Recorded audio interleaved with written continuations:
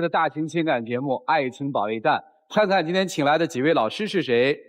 他们是情感导师周小鹏周老师，欢迎周老师。来自松鼠 AI 1对1的董事长厉浩洋厉老师，欢迎。情感导师著名节目主持人莎娜老师，欢迎莎娜老师。情感导师阿德老师，欢迎阿德老师。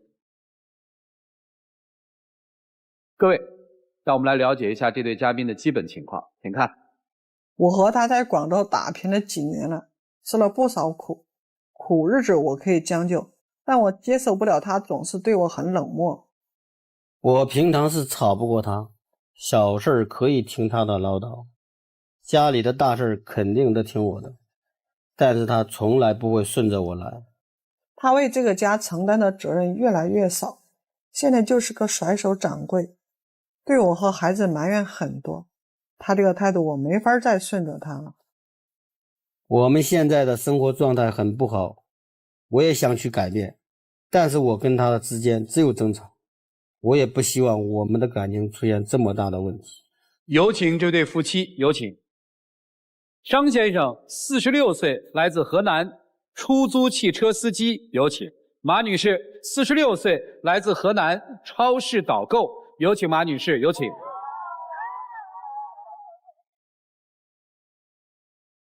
欢迎两位哈。说儿子今年都22了。是的。当年据说是您追的先生是吧？是我追的他。啊，年轻时候很优秀是吧？高大帅嘛。今天来带帅帅的老公是来秀的吗？还是来干嘛的？不是，我就是说他帅是帅，但是生活中他对我又关心又不够。哦，家里的事儿都是我做的多，他做的少。现在都40多岁了，我为他已经付出了20多年了，我不想付出一辈子，我就想他到底什么时候心里才会有我。您是觉得结婚这么长时间，他心里都没你啊？我就是这个感觉。我们老家是河南的嘛，原来在河南也做过一些小生意，也没挣到钱。后来呢，他朋友说去广州吧，广州挣钱来得快。他12年去了广州以后呢，2014年我就又带着孩子又去广州找他去了。哦，南下团聚啊，对对，不挺好的吗？啊，是挺好的。到那里以后呢，当时到广州那个条件也不好，也没什么钱，生活方面都比较艰苦。但是呢，我对他就很好啊，像这个他平时他的内衣他都不洗，都是我帮他洗了以后放到床边上的。就是这样，人家还是天天就是给我板着一个脸，就好像我就是他奴隶一样，就应该伺候他。不是，那您自己愿意呀？你觉得他帅呀？那我自己愿意，但是我看他一点都不想这个付出，我也觉得心里很不舒服啊。这就是说，从2014年你们到了广州团聚之后，夫妻关系开始出现问题了，是吧？后来呢，他就跟我说，又想去回老家。他说他父亲年纪大了，他想回去陪他父亲。其实这种事情呢，也不是像他说的那么夸张了。他没夸张什么呀？有些这个女人有点矫情，她矫情啊。人家没说你什么，人说您长得帅。不是说这个，因为我们这个当时也是在家做点小生意，反正有点赔钱嘛，所以当时呢，我的朋友说广州这边也可以挣到钱，所以就12年我就来到广州这边，那你来了以后你就好好做呀，那你干嘛现在又要回去呢？现在的回去是我现在就我父亲已经80多岁了啊，就一个人在家。前年我母亲刚去世哦，所以现在就一个人，我也不放心他，就我这一个儿子在家里面也要这个尽一下这个孝心哦，回去呗。回去的话，那我们受了这么多的苦，那不等于白费了？你说这个年轻人不都是想往高处走吗？在大城市留下来，我们不考虑年轻人，我们这个年纪了，不是为孩子着想的吗？所以说来说去是今天是来留在广州，还是要回河南老家，要做一个争执，是吧？就是我不想让他回老家，人家就天天给我板着一个脸，就说我又不孝顺了，没有把他家里人放到心上了。所以我理解了，就是如果他不说回老家的话，在广州待着实际没事儿。现在我发现我为你付出了这么多，怎么我这么核心的一个诉求留在广州你都不愿意？所以现在开始挑他以前的那些种种不是了，是这么个逻辑吗？现在等于是原来以前的积的那些怨，现在借着这个点就都发出来了。都发出来，您就把那些怨气都倒倒，我们听听啊。你就像这个平常对我一点都不关心。你就像我这个的话是在超市工作的，我这个腿的话站得久了都会痛。你看我也这有点胖哈，有时候我就说，那你帮我捏捏腿吧。人家根本就不理我，那你自己去那屋睡，拿着枕头就直接就走了。那你开一天车，晚上再去给他按摩，白天还工作不工作了？你腰是不是也酸呢？因为开车开的时间长了，就是容易腰酸吗？职业司机嘛，你们家就适合买俩按摩椅，一个按腿，一个按腰，边按边聊不就完了吗？这有什么呀？那机器按的哪有温度啊？哎呦，你还要温度？哎呀，看来过去对你也不错啊。行。就是其实在家里面，他也不是像他说的那样啊。我有时候也做一点这个家务，做的不会少一点。对，结婚20多年，一次家务都没做，那也确实不像话。做个2、3次也就别说了，好不好？您接着说啊。那我那个腿那段时间就疼的都特别厉害了吧？我就想让他带我去医院看看。人家也拉我去了。到医院门口就，那你自己进去吧，我去拉环了。那真把自己当出租车司机了。他不是。就是开出租的吗？你开出租车，你今天你不是出租车司机啊，你是我的家人，你是陪我去看腿的呀。人家都直接就把自己当司机放我门口，那你去看吧，我去拉环去了。你说我当时听了那个话，我心里是什么滋味呢？我这种事情呢，你要说他要真的有什么大病，我也陪他一起去看。我也知道他那个站一下这个腿有什么毛病啊？那你是医生吗？我再说我要这个去开车，你要是医生就不用去医院了呀。跑那么远再去回来接他。就耽误这个事情，也没什么大事。再说我这人呢，也不会这个太说这个漂亮话。你长得漂亮，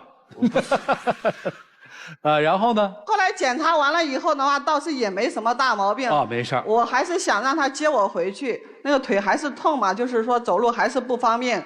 人家就说。那你自己这个打个车回去吧，根本就没打电话问问我你这个有没有事啊，是不是很严重啊？你说你打个电话问一下，也知道你关心我一下了。你说这人就是有点真矫情的。哎呀，人家跟你撒个娇，我看是你矫情。我心里有我，你把我当成你自己的家人了，你自己的爱人了，你自己不用使劲的话，自己就想到说了，什么叫就矫情呢？还有就是我们这个生日。我们这个生日的话，就是比较接近的。谁的生日？就我们2个的生日啊。是这么多年来，他从来都没给我提过一次给我过生日。我的生日，我有的时候都忘记了啊。你听他狡辩的说，我就不相信一个人会不记得自己的生日。他的生日是哪年哪月啊？几月几号？我现在我都不知道了。那你的生日你知道吗？不知道啊。他知道肯定也说不知道啊。我们2个生日是只差1天，我先过生日，隔1天就是他的生日。几月几号？我是4月5号，他是4月7号，根本这么多年他都没提过给我过生日这个事。导致那句话我忘记了。这不对啊！这次记住了吧？记住了啊，记住了，记住要过啊！这个要过，你们就4月6号过嘛，反正2个人生日一合。我们这个节日真的都是很好记的，还有我们的结婚纪念日。是哪天？结婚纪念日是11月11号，双11这一天。光棍节！哎呀，你们这个结婚选得好啊！就是啊，那一天你都脱单了，你还记不住吗？对，你还记不住吗？他也从来都没有给我买过礼物。就是您是希望生活过得有点乐趣，您发现您这漂亮老公生活过得没乐趣，是吧？行，咱这个翻篇再说其他的行不行？我也知道他也很累，像他回去晚了，就是给他弄点洗脚水，让他烫烫脚解解乏呀。他自己呢也有一点血糖高，医生的嘱咐说要吃饭方面要注意一点。我就也是早上会给他做一点那个清淡的饭，用保温盒让他带到路上去吃。我觉得我作为一个女人的话，我对他真的是很到位的。您说他是怎么做的不到位的，行吗？他做的不到位，就是说他从来就觉得好像这些事情是应该我做的一样，反正回家就是那一副脸，一直就那样。因为这个工作可能职业病了，好像。啥职业病？就是开出租的职业病嘛。不说话是吧？不说话，就开出租还能把自己变成哑巴呢？很可能。那我看你跟你那些开出租的那些兄弟们在一块儿，那你也挺高兴的呀，有说有笑的呀。因为我们都是老夫老妻了，哪里会这个说我爱你怎么？不是，你说一句我听听。那我不会说。你刚才不是说了我爱你了吗？那你太难为他了，他一辈子都没说过那句话。一辈子都没说过。反正到现在为止，这个段儿。就没说过。你后悔吗？就是当初看着高大帅，你后悔吗？我现在就是后悔，我才来这里的。我就是想搞明白他到底为什么这样对我。他干活他认真吗？说起他这个干活，你就像他这个开出租车是吧？根本就不好好做。平常的话就是说，人家开车是早班，就是夜班和晚班都是应该上12个小时的。他现在就上8、9个小时，挣的钱呢也越来越少了。原来的话就会挣个500、600块钱，现在200、300块钱。我说这钱怎么就越来越少了呢？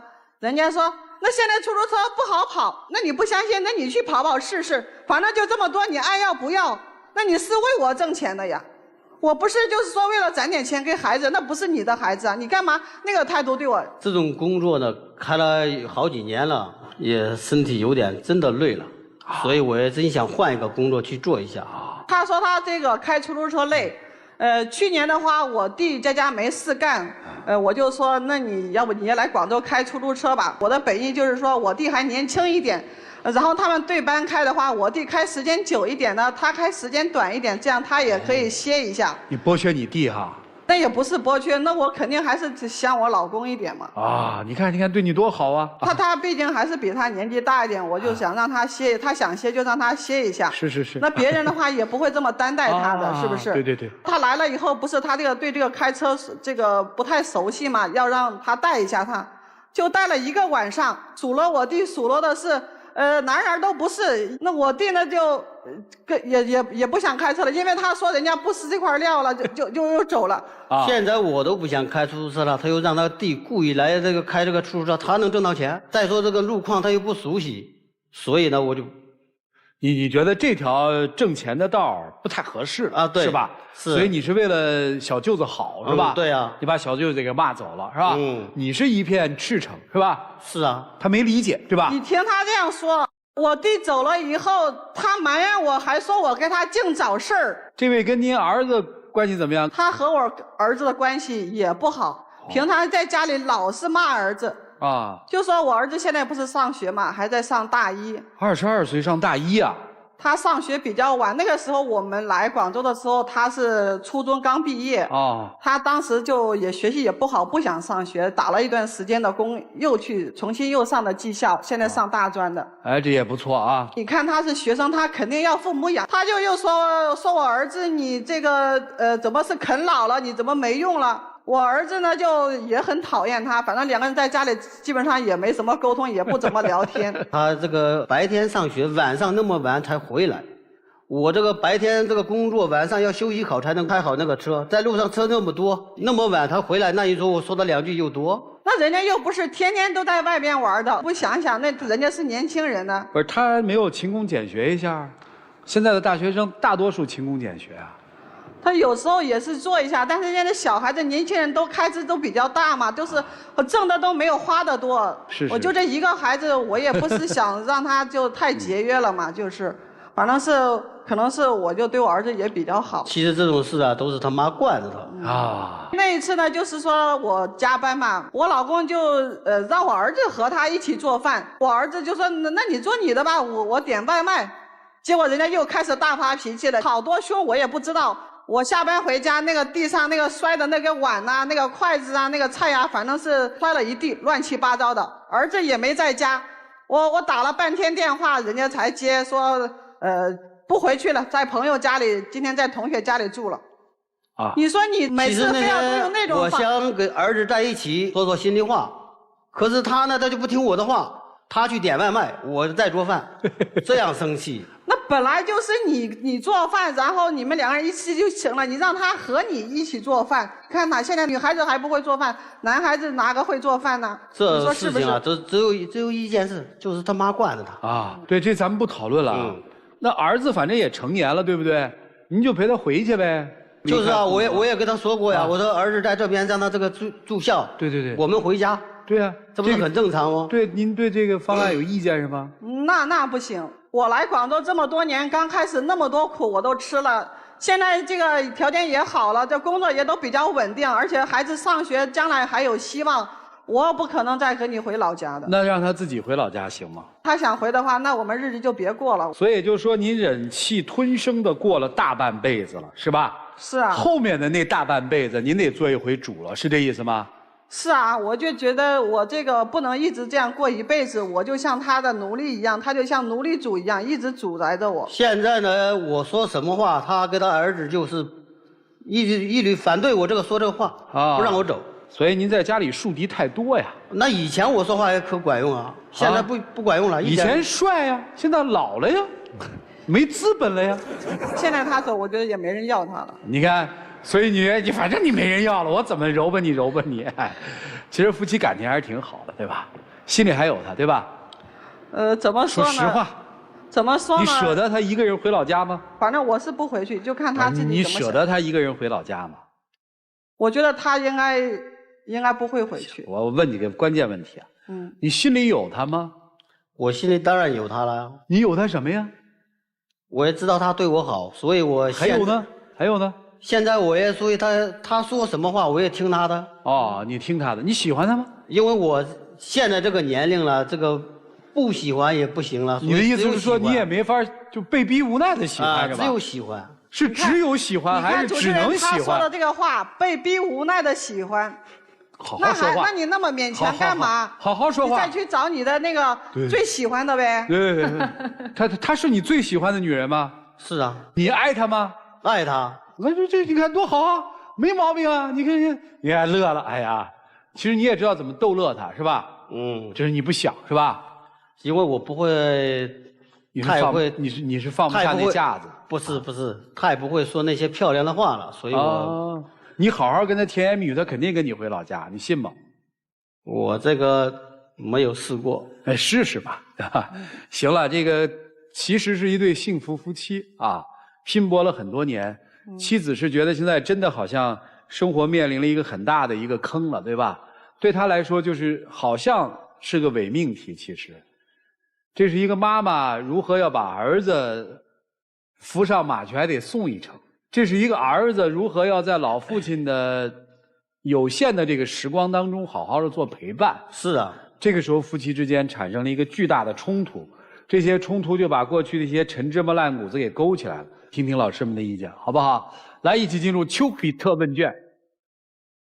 赵老师说你俩来秀幸福的，我是觉得你俩过了这么多年一点都不幸福。你说现在孩子谁会做饭呀？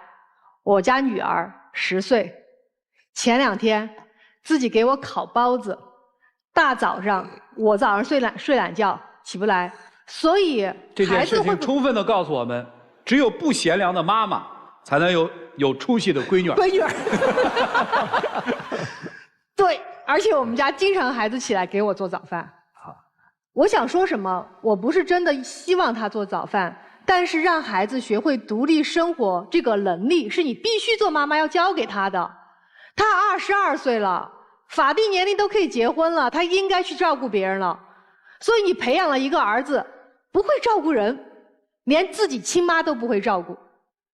未来他能照顾女朋友吗？不可能。未来他跟女朋友的生活会是什么样呢？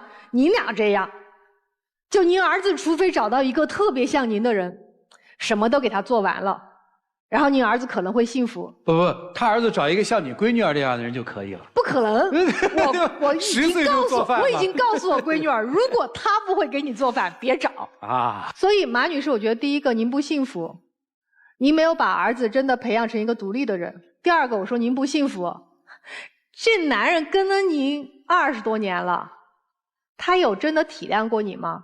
没有，全是你在做饭，你就像一个姐姐一样在照顾他，因为本来你也比他大，对吧？大2天他就把你当姐了，所有事儿都甩给你，你也认为我比你大，你还长得这么帅，算了吧，所有活儿我都干吧。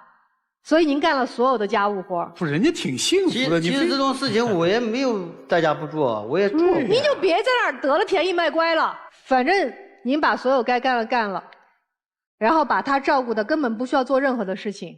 他偶尔做1次2次，那就是偶尔为了哄你开心。他一定是在你生气的时候才干活，不是在哎呀我今天特别想让老婆舒服，他特别体谅你辛苦来干活。如果他真的很体谅你辛苦，你的腿，你刚上来的时候我就看到你的腿可能都有点静脉曲张的感觉。是啊，他腿都经常会痛的。所以如果他真的体谅你，他第2天可以不上班，可以不拉活，他也可以帮你捏一下。有温度的嘛。所以您根本没体谅过他。您跟我说什么？哎呀，我早上起来要开车，开车的司机都必须要好好的那个睡觉，那你为啥你就干8小时呢？我认识很多出租车司机，我每天都打车，有些人拿12个小时，那别人怎么可以呢？所以您没体谅他，他没体谅您，您培养出来的。第3个，他没长性。刚才就一句话，他说我开车，我不想让我小叔子开车。他说了一句话叫什么？他说我都不想干了。你才开车多少年啊，师傅？你就不想干了？为啥呢？累嘛，我不想干了。那说明什么？之前所有的活儿，他都不是想认真干。这个活儿没赚到钱，换一个；这个活儿没赚钱，再换一个。换了无数的活儿，没一个赚到钱。这也是您培养的，因为您一直陪他，您特别像一个好的姐姐和妈妈。孩子想干嘛就干嘛，所以我觉得他对您的评价唯一有一个字儿特别准：惯。您特别会惯人，您惯了老公，惯儿子。我们这个年代的人，我们70，咱俩一个年代的，你就比我大2岁。哎呀，这个天天不做早饭，那还有一个比你大的啊，都一个年代的。马女士，看多苦口婆心啊！为了你，把自己什么都不要了，都曝光了。对，就是年龄也就这样了，睡懒觉，这个用童工也都报了。行，你接着说。我特别想跟这位男士说，我记得以前听过一首歌，叫《无所谓》。我觉得您对于生活真的无所谓。您的生活就是什么？无所谓嘛，谁让谁憔悴？你想憔悴你憔悴得了，我才不管你了，我开心就行了。他给我那个感觉就是这样的，就无所谓，对工作无所谓，对家人无所谓。所以无所谓，幸福过后谁让谁受罪，你就受罪吧。所以先生，我想告诉你，咱都是40多岁的人，咱未来可能还能活很多年。您是希望您老婆以后就不管你了，让你孤独终老，还是真的有人在您旁边给您暖着被窝？您想想吧，您今天再这个态度，我觉得您真没老婆了。所以有一个温暖的家，好好珍惜吧，别轻手放掉了。行，谢谢周老师。小朋友很多说的都对啊，但是有一点我特别不认同的，我觉得张老师不是无所谓，他是如坐针毡。其实现在这个场上啊，恐慌的是你。以前你地位多好啊，咱长得漂亮，对吧？老婆威着，然后呢，儿子对吧？随便训，说1不2，想干啥干啥，挣钱也多呀，一天5、600，一个月挣2万，挺好的，对不对？一家之主。现在呢，突然发现啥都没了，容颜也不复了，挣钱呢半折了，儿子呢长大不理自己了。你说你把那一桌菜周了，只能体现出你内心的无助。你用那种生气发泄，反而会显得自己特别的体虚。男人内心想要强大，你首先要学会坚忍。你说你坐出租车累了，你不想坐没关系，你真的有特别好的事业，工资也挣得更高，也更稳定，太太怎么会不支持呢？别说你了，我作为一个企业老总，我也有坚持不下去的时候。我们连续1、2年发不下来工资，真的不想坚持了。但是你咬牙知道自己必须得坚持下去，才有未来。所以你自己不愿意坚持，然后呢，你自己小舅子过来，你还不能让位，你说你这个心里得有多恐慌啊！你怕小舅子以后比自己还牛，自己更啥也不是了。你心里那点小九，你觉得糟心不糟心啊？我觉得在这个时候，可能你真的最好的选择是把这个出租车坚持下去，尽管12个小时真的苦，真的累，但是为了这个家，为了自己太太，也为了你自己的地位，至少你想想，孩子以后娶媳妇的时候，你能够大大方方的给出一波像样的嫁妆，是不是？而且呢，你自己到了这个年龄，快知天命了，那你要有对就对，有错就错，不要说我说什么别人都反对，那就说明你也知道自己有说错的时候，对不对？跟你说我说对了，别人反对，说明你也知道有错的地方。那错了的时候，你干嘛不认着错呢？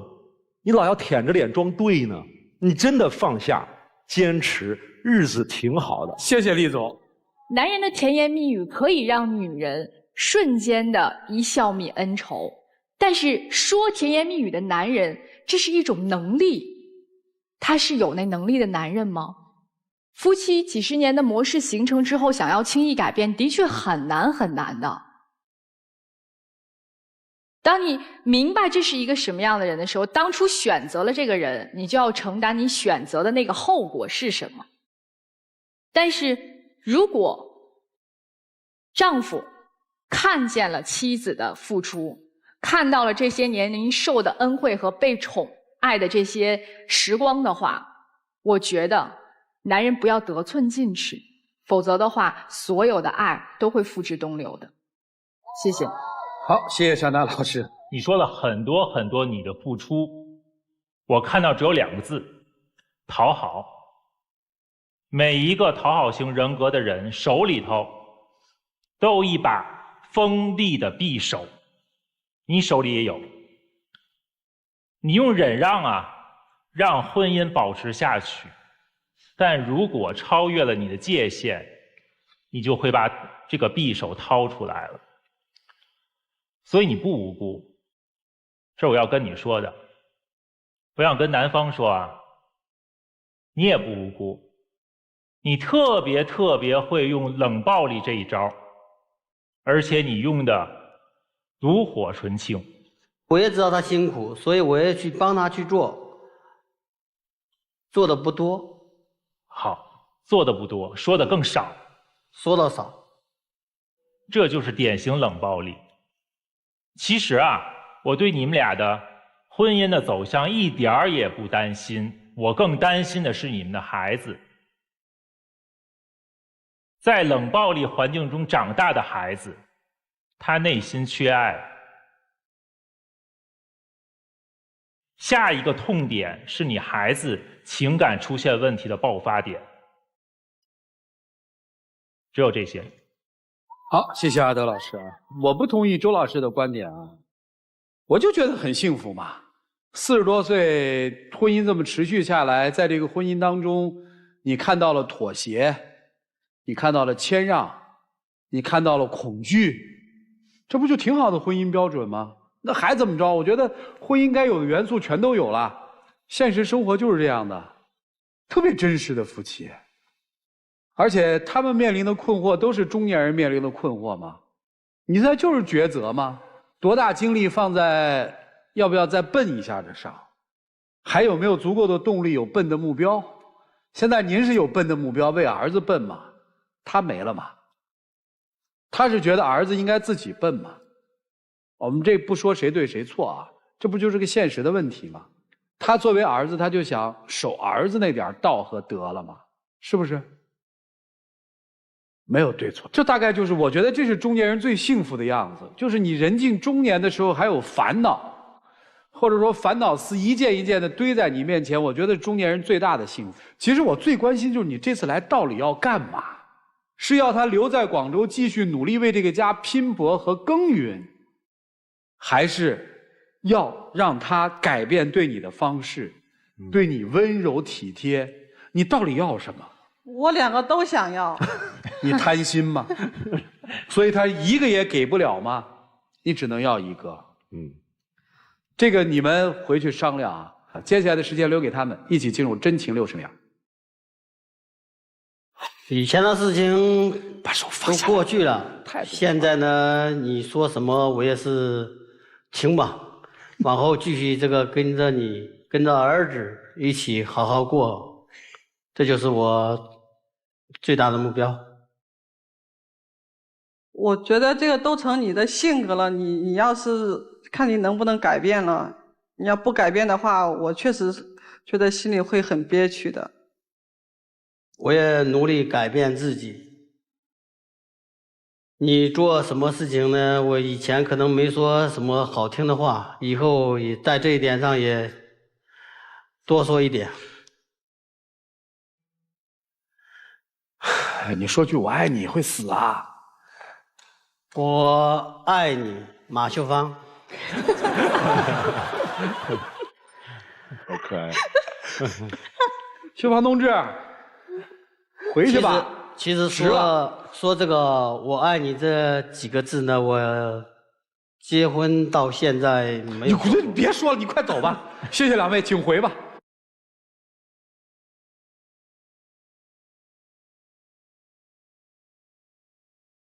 来，请关门。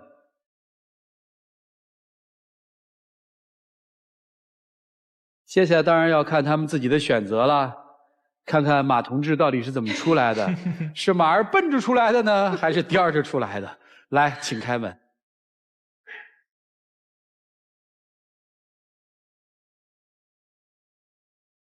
把手拿出来，哎呀，还不走快点儿。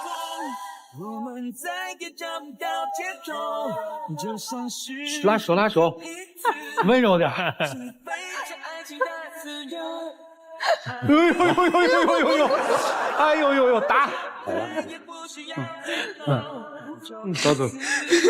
呦呦呦呦！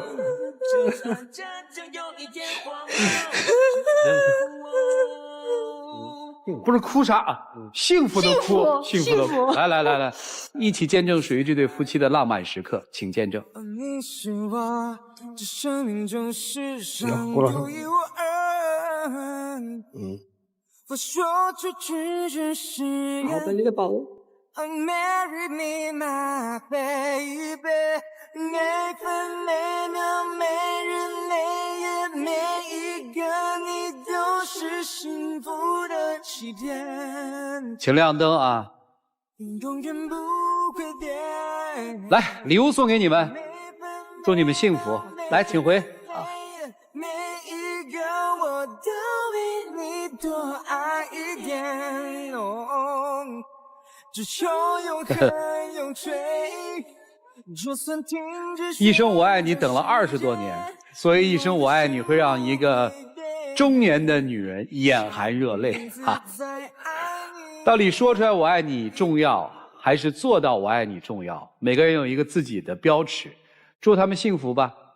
了解下一对嘉宾的基本情况，请看。恋爱前我就觉得我们不是一个世界的人，鼓足勇气和他在一起，但他为什么总是让我失望呢？感受不到对我的在乎，让我觉得越来越心寒。我是真心喜欢他的，我也为他改变了太多了，他总是只有我的真心，不能理解我。空有一张爱我的嘴，有100个不爱我的细节。我觉得他没有对我敞开心扉，有很多我没有注意到的小事情，他却很在意。我到底应该怎么做才能让他满意？有请这对情侣，有请。男嘉宾小袁21岁，来自四川学生；女嘉宾小马22岁，来自四川学生。有请两位，有请。欢迎两位啊！主持人好。好，是同学是吗？对，一个学校的。今天为什么而来呢？因为就是总觉得我 hold 不住他，对我的态度也越来越冷淡。哦，所以你今天来的目的是？就我想问他到底现在是什么意思？他还喜欢我，想要跟我在一起吗？在一起多久了？快1年了。快1年，怎么就有这种感觉说，哎，不在乎我了呢？就有一次，就是他陪我去上课嘛，当时他在用我的手机帮我抄资料，刚好他手机在我这儿，我当时也没事儿，我就觉得挺闲的，我说看一下你的手机，但是他死活就不给我看，本来我没有太在意的，就是他的态度，就是为什么这么强烈呢？是不是有鬼呢？主持人是这样子的，当时我们才在一起不久，然后当时就有一个女生给我发了一些很奇怪的话。然后吧，我怕他看到了又会伤心，会生气啊。你跟我在一起的时候还跟那些异性有联系？我没有啊，就是因为我没找他之后嘛，然后他就问我为什么不找他了呀，怎么样？我不就怕你看到了不伤心嘛，我就没给你看嘛。我又不在乎人家给你说啥，我在乎是你对人家的态度，你的回应。但是我后面不是给你看了吗？你就说你不想看了。当时不给我看，后来给我看，那我怎么知道你是不是给我看的就是你想给我看的那一部分？那你这样说的话，那我怎么办呢？而且他这个人本来就是那种很颜控的一个人，我跟他在一起的时候，颜控是指颜值控是吧？对，看起来好看就喜欢好看的。对，咱就把它说清楚。对，我当时我跟他在一起，我还问过他，我说那你到底是喜欢我什么了？他就说因为你漂亮，然后也没有什么别的理由了。不是这就够了呀？对啊，就够了呀。比我好看的人那太多了呀。那他跟我在一起的时候还经常看别的异性了，就是我俩在一块儿的时候。对面走来一个什么肤白貌美的，他就多看2眼，我还在你旁边。就瞟人家2眼，我就看了2眼，我不也没有去干嘛吗？我也没做什么出格的事情吗？那是因为我在那儿，我不在那儿的时候，你是不是就要人家微信了？那怎么可能？其实我跟他感觉跟他在一起之后，我感觉就变得不像我自己了。就你知道那些抖音吧，看那些什么跳舞的视频，就很正常是吧？我看了之后点个赞怎么了嘛？然后他又觉得我看人家小姐姐了。就不高兴了，就反正就说我怎么样了。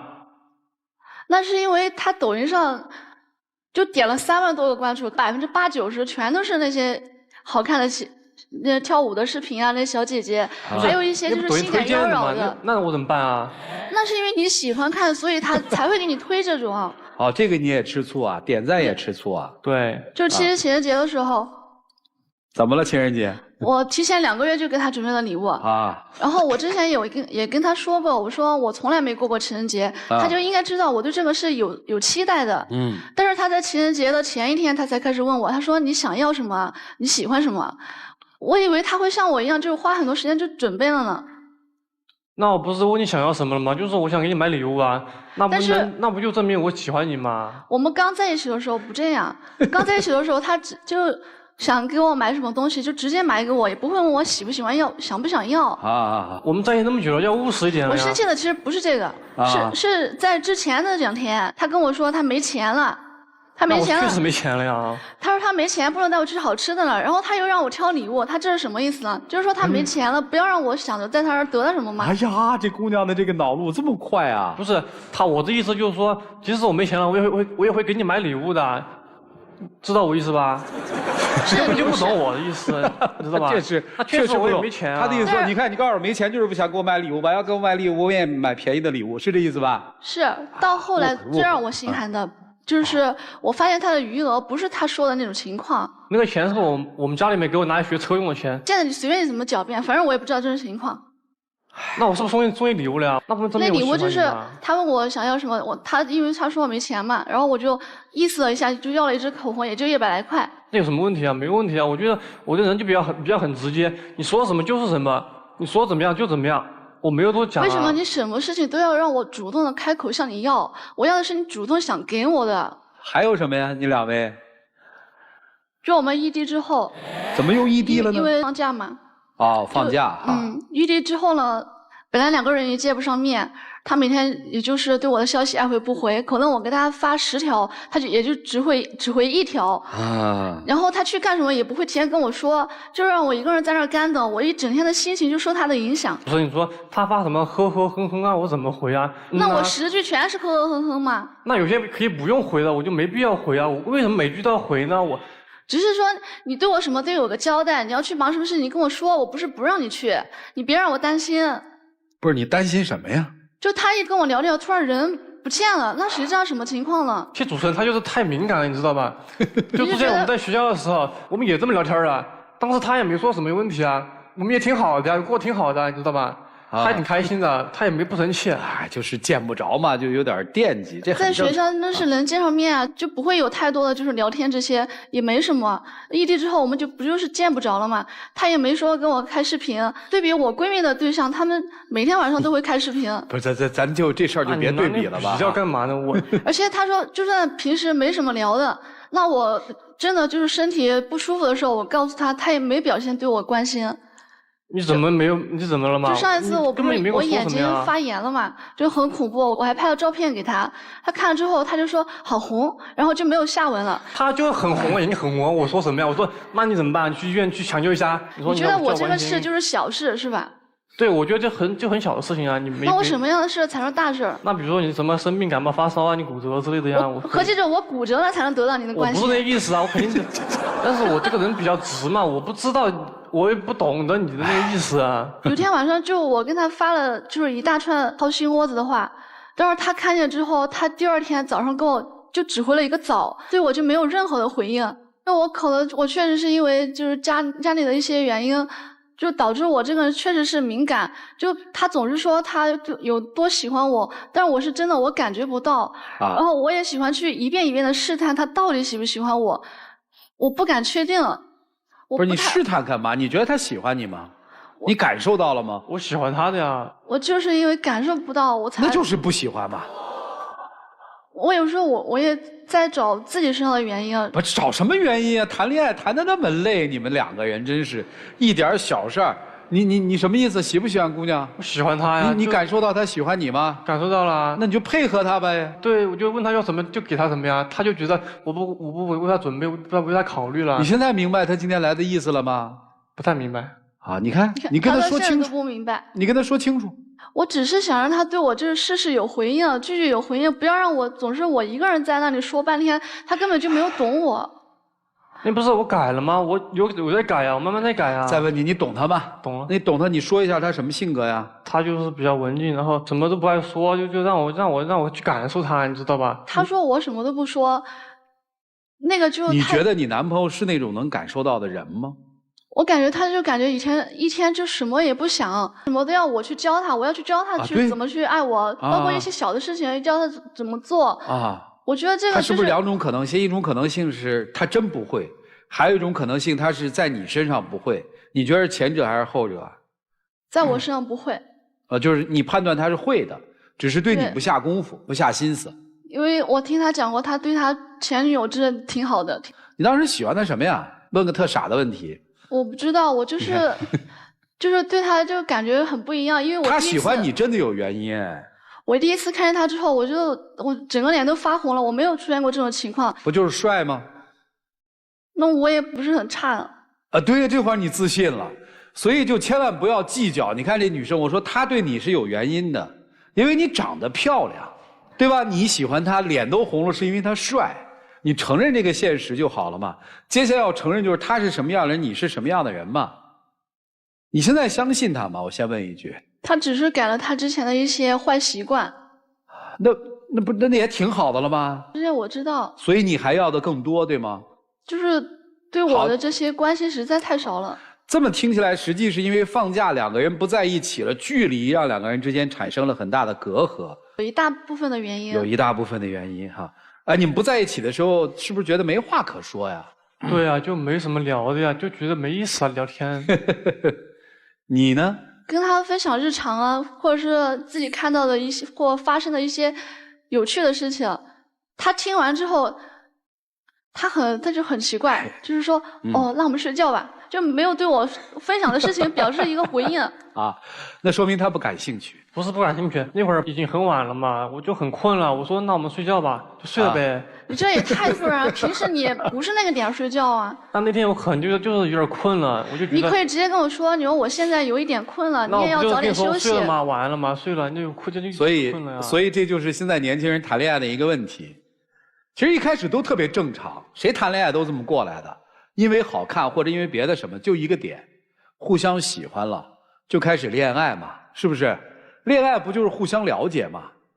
了解不就是发现毛病吗？然后在发现毛病里面去感受哪些我可以忍，哪些我不可以忍吗？现在我听你这男孩身上没有优点了，接下来就变得两个人连聊什么都不知道了，太闲了。我原文复述你的话啊，他陪我去上课，他拿我的手机抄笔记，我不是没事儿吗？我看他的手机。谁上课呀？是我上课，但是我们刚在一起的时候，他陪我去上课。啊，对呀，没错呀。你上课你应该干嘛呀？你干上课该干的事儿，怎么成了他拿你的手机在给你抄笔记，你在那儿看他的手机，闹矛盾呢？闲的，这恋爱谈的叫错位，该干嘛干嘛，你该上课上课，都理解。年轻人想腻在一起，上完课再腻多好啊！45分钟是一种煎熬啊。那什么都腻乎在一起，什么都没了，到最后连话都没了，就找小茬呗。这是我看到的，你们听听老师怎么给你们去做分析，一起进入丘比特问卷。你俩没有任何共同可聊的，你俩谈怎么恋爱？以前我们谈恋爱的时候，两人总有说不完的话，特别是恋爱才1年的时候，真的有好多说不完的话。不管是现在你们说游戏也好，电视剧也好，还是大家各自同学的八卦事情也好，还是各种就是新闻也好，总有话。可是为什么现在你们一个才21岁，一个22岁，没话聊了？我真的觉得有话说才可以爱起来啊！你到现在为止，我听到的，你要不就是对他要求他像一个小弟弟一样，随时随地能够陪着你，符合你的要求和命令；要不然你又希望他像一个大哥哥一样，能够呵护你、照顾你、罩着你。我不知道你到底想要哪一种。他现在做小弟弟做不好，做大哥哥也做不好。他现在根本不知道为什么谈恋爱。我觉得这男孩到现在为止一脸懵。他真的不知道自己为什么谈恋爱，他唯一知道是这姑娘挺漂亮的，我跟她在一起吧。你知道他喜欢什么吗？害怕什么吗？所以你不懂他在说什么，你说出去的话就有可能惹怒他。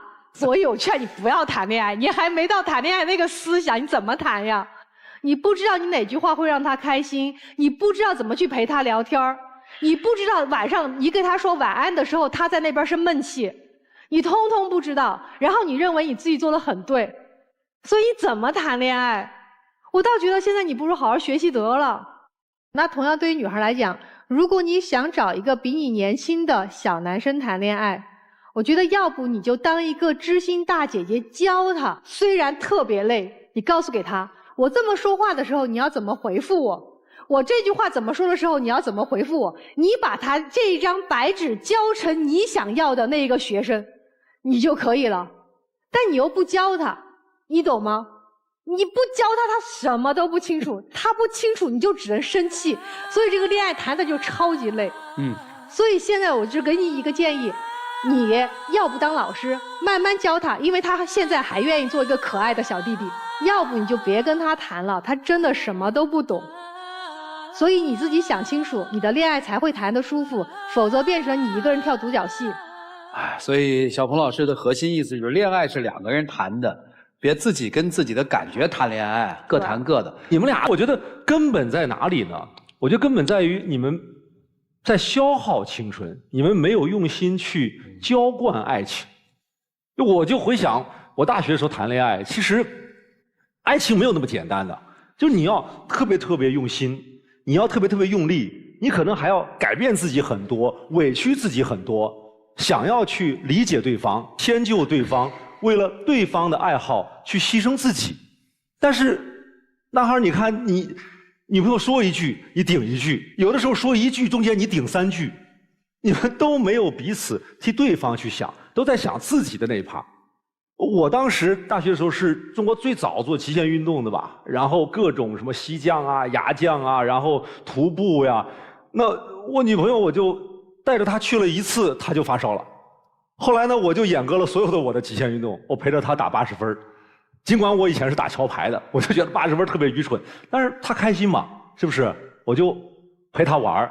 我也想，能不能共同找一些我们俩都喜欢的爱好？那个时候呢，我做社团，对吧？做一个求索书社，我就拉她做我的文学部部长。两个人一起做一些事情，就有了更多共同的语言，对吧？我们一块儿去看个电影，不只是像别人看个电影就结束了，我们会评这个电影，评上1-2个小时。那这2个人不就有了交心的交流吗？你不用心培养，他当然天天刷抖音了，对不对？那后来我们一起走过了很多年的日子，那我们看音乐剧啊，看歌剧啊，有的时候他喜欢八卦，我是很不喜欢八卦的，但是为了他，我就给他讲一讲，为了博他一笑。如果你们2个人彼此都在想怎么样让对方开心，怎么样浇灌这个爱情，我相信以你们俩的智慧，你们一定能够把这个爱经营的有滋有味。谢谢厉总。来，沙娜老师。你俩是拼颜值来的吗？这个说帅，那个说我也不差呀。始于颜值的爱情是飘忽不定的，更何况2个视自己颜值清高的人，你知道，就是喜欢和爱维持的时间越长，靠的是什么？靠的是人格魅力，这个是关键。但我不同意刚才2位老师说的一点，就是说男生他不会。我觉得这个不是不会，是不愿意。他不是那个能够点燃你让你炙热的人，如果能够点燃你让你炙热的话，你怎么样都会追随他的脚步。而你也不是能点燃女生的那个人。女生的恋爱规则太多了，你是照本宣科的在看着书谈恋爱，男生应该怎么样应该怎么样，而实际你需要的是什么？我相信一个真正能够点燃你的男生，你很多细节会放过。所以那种爱是发自内心的，情不自禁的。我所有的付出，我所有的努力，我为你的改变都是情不自禁的，因为这个人让我倾倒。但你们2个人就肤浅到表面，只看到了2个人彼此的皮囊，然后再不愿往下多探一步，多探一步都觉得我亏了，所以我觉得，如果彼此不是那个能够点燃对方的那个人的话，就不要要求那么多。谢谢。好，谢谢珊娜老师。我是觉得现在的爱情都来得太快了，太猛了，然后彼此对对方的要求都太多了，超越了所谓爱情的界限。比如说，真的在恋爱当中的人应该开放自己的私领域，你的手机应该是开放的，对吧？对。所以开放是什么？开放你随时可以看，我不删就是了。但是看不看是你自己的事儿，就我给你了进入我私领域的权利，你使不使用这个权利，你得想清楚了，姑娘。道理都是一样的。我说的这个私领域涵盖了非常多的东西，比如说我们应该有共同的喜好，那还是不是应该有共同的空间呀？就你们这个恋爱谈的眼里面只有自己了，那就肯定什么都没有，什么毛病都来了吗？你有没有想过说，哎，这臭小子为什么要看3万那种女孩呢？你想过这问题吗？他就是喜欢好看的呀。那个真好看吗？我解读肯定又解读的不一样了。我会特别认真的把这些女孩看一遍，我看看我喜欢的男人的审美怎么样，这些女孩是真好看还是假好看？他看这个女孩跳的是什么舞，我基本能知道这个男人的品味是什么。你们要好好恋爱，就好好的观察生活，让自己的生活变得有趣，你的恋爱就能有趣了。接下来的时间留给他们，一起进入真情6点。很开心在这可能我之前确实我没有为你想那么多，但是我之后我会通过慢慢自己慢慢改正。但是我觉得我已经为你改变了很多了，就是你不能什么都要求我。你总说你为我改，其实我觉得我要求的不多。就可能我年龄比较小，然后我很多东西都确实不懂你，但是你真的就不能因为这个原因就一直抓着这个不放，是吧？但是我真的我感受不到你口里说的对我的那种喜欢。那你可以说出来，我就是这样一个人，你说出来就好了呀，你说出来我就能感受到了呀。我现在就感觉我是在向你讨要关心，明明开始是你追的我，为什么现在要让我这么自卑了？这么卑微，我现在。请亮灯啊！谢谢两位啊，请回吧，谢谢你们啊，请回，谢谢啊。好了，电视机前的观众朋友，如果您有什么问题的话，可以拨打我们节目的热线022-2360-6301，有情感困惑的观众朋友呢，就来电，我们不收取任何的费用啊，小心被骗。来吧，看看他们自己怎么选择吧，请开门。